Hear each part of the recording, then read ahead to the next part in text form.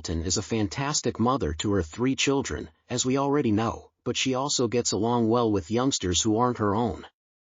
The Princess of Waleed engages with young fans on many of her royal engagements and is quite adept at building relationships with them. Being a mother undoubtedly plays a role in some of that, but she also has a genuine passion for children and wants to do all in her power to make a difference in their lives. To find out what parents and children need to guarantee a good upbringing in those crucial early years of life, she began her Early Years Project, which included both research and a study. Kate spent a lot of time interacting with families and visiting different children's facilities. As a result, she has had a number of wonderful meetings with her littlest fans. The Princess of Wales and Prince William visited the first regenerative ocean farm in Wales, Carrymere Seaweed Farm, on the anniversary of the Queen's passing. Isla Evans Kohler, Deputy Coxswain Judd Kohler's daughter and crew member Ellen Evans, gave Kate a posy. Kate used the same technique Princess Diana used to have an excellent rapport with children. To make a youngster feel noticed and included, all it takes is for you to lean down until you are at eye level with them. When addressing her younger followers, Kate frequently uses this technique. On this particular occasion, the prince received a jar of St. David's wild honey from the princess's younger brother Albie Evans Kohler while the princess was observed bending over to speak to youngsters as they offered her flowers. As Albie offered William the honey, William gushed about how much he liked his rugby jersey.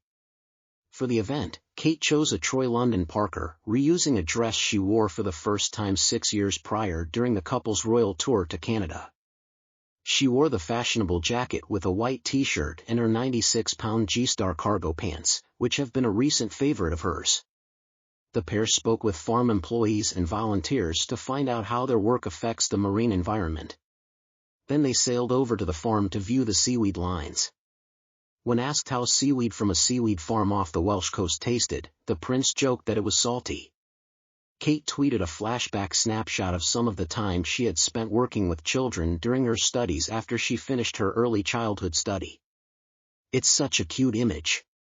The princess's study efforts might be incredibly helpful in investigating how we nurture children in those early years, as seen by Kate being carried about by the hand of a young delighted child.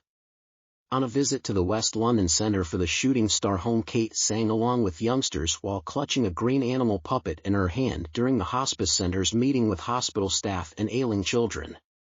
The princess, according to the centre's CEO David Burland, is a devoted supporter of children's hospices, and she demonstrated a high level of familiarity with the vital work we do to assist children with life-limiting diseases and their families during her visit.